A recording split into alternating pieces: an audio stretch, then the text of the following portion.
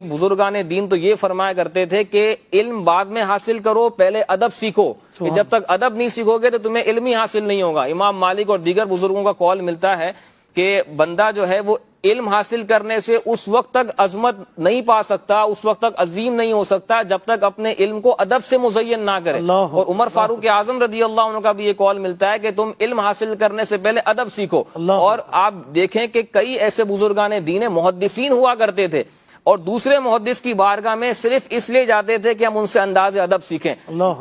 بہت بڑے محدث ہیں یحییٰ ابن قطان، ان کی بارگاہ میں کئی محدثین صرف اس لیے آتے تھے کہ ہم ان سے انداز ادب سیکھیں۔ اسی طرح امام احمد بن حنبل رحمۃ اللہ تعالی علیہ کی مجلس میں ان کی درس کی جو سلسلہ ہوتا تھا اس میں کبھی کبھی 5000 لوگ ہوتے تھے۔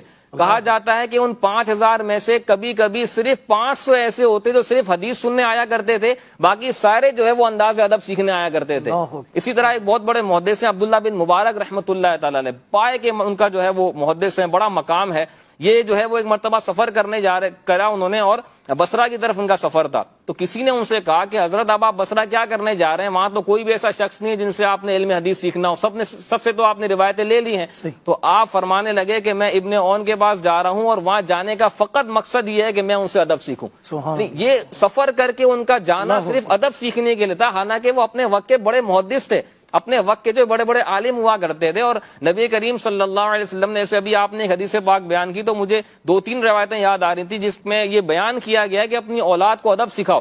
ایک روایت میں آتا ہے کہ انسان کا اپنی اولاد کو ادب سکھانا یہ ایک ساتھ صدقہ کرنے سے بہتر ہے۔ اسی طرح ایک اور روایت میں آتا ہے کہ والد کا اپنی اولاد کو سب سے بڑا تحفہ یہی ہے کہ وہ اپنے بچوں کو ادب سکھائے۔ یعنی اتنی تاکید کی گئی ہے ادب سکھانے کے بارے میں۔ اور حسن بصری رحمت اللہ علیہ کے بھی مختلف اقوال ملتے ہیں پیر کا ادب کرنے کے حوالے سے، کتابوں کا ادب کرنے کے حوالے سے۔ ایک قول ملتا ہے، آپ فرماتے ہیں کہ جو اپنے پیر کا ادب نہیں کرتا، یعنی یہ میں نے جب قول پڑھا نا تو مجھے تو ایک ڈر سا لگنے لگا۔